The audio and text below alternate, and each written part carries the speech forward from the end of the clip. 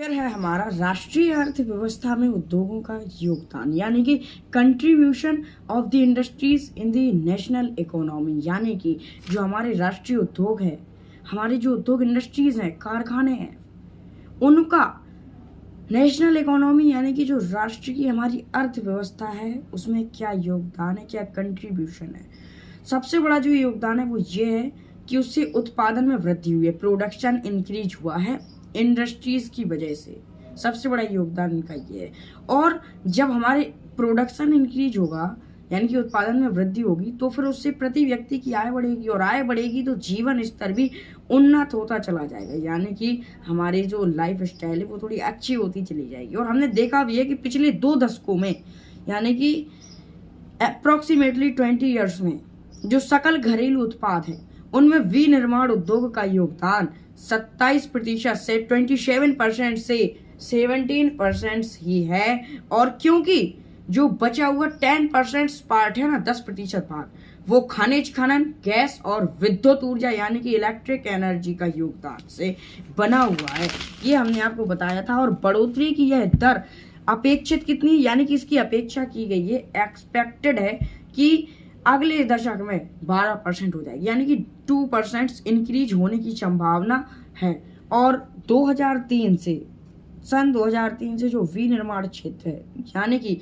जो manufacturing areas हैं वहाँ भी विकास जो है, डेवलपमेंट 9% से 10% प्रति वर्ष होता है, पर एनुअम होता है, और ये दर से हुआ है।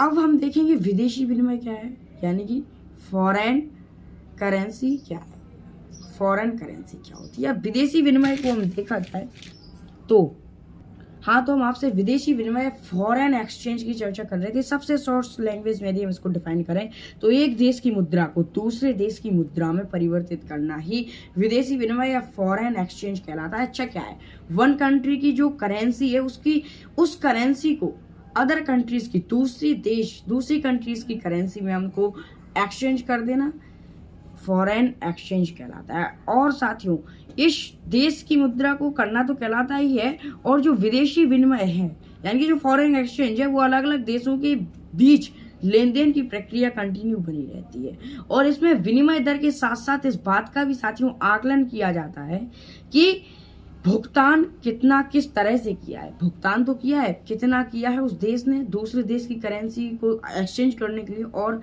किस तरह से किया है, और इसकी असमानता का विनिमय दर पर क्या असर पड़ेगा, ये भी हम इसमें देखते हैं साथियों।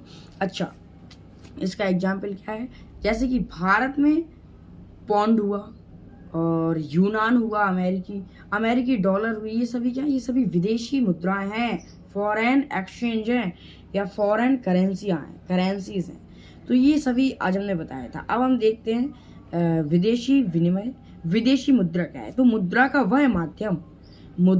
वह माध्यम जिसके द्वारा सरकार दूसरे देश से वस्तुएं खरीदती व बेचती। मुद्रा का, करेंसी का वह मीडियम जिसके द्वारा जो कंट्री है वो अदर कंट्रीज से, दूसरी कंट्रीज से सामान जो है, मटेरियल जो है वो या तो सेल करती है या बाय करती है, यानी कि या तो उनको खरीदेगी या बेचेगी, लेन देन की प्रक्रिया बनी रहती है, उसे हम विदेशी मुद्रा कहते हैं। और अनुकूल जलवायु, शक्ति के साधन और कच्चे माल की उपलब्धता भी इस पर बहुत अधिक निर्भर करती है। जो उद्योगों की, इंडस्ट्रीज की अवस्थिति को प्रभावित करते हैं, ये वो एजेंट्स हैं।